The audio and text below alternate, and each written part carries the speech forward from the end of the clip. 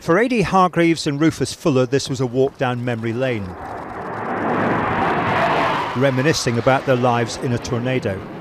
Both navigators who are based at RAF Marham, but today at Honington to watch a final flypast over the Suffolk base, where the Tornado was stationed from 1981 to 1994.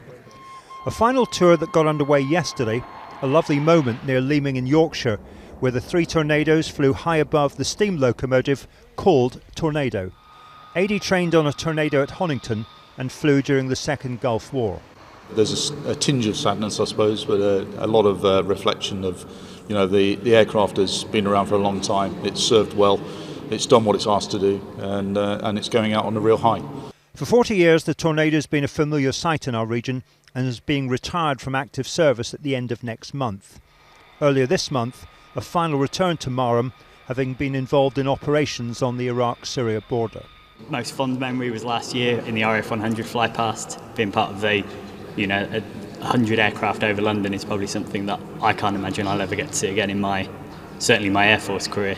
Debbie Bowles had a special reason for being here. Her husband Stan, a flying instructor at Honington, was killed in 1990 in a mid-air collision with a plane from RAF Larbrook in Germany. That this was the aircraft he flew, and yes, to see it go and to see it from Honington is momentous, is moving. But to be here is special. Would have been sad to sit at home and watch it on the television. It's nicer to be here and say goodbye properly. Crowds were gathering at Honington on this, the second of 3 days of the farewell flight.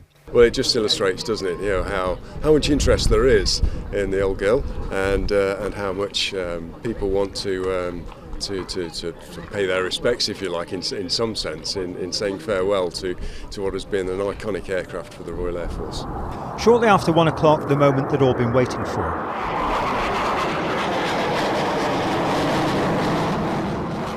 Blink and you missed it. Within 4 minutes, at a speed of around 485 miles an hour, they were over Duxford. Tomorrow, they conclude over bases in Scotland. A fond farewell to a giant of the sky.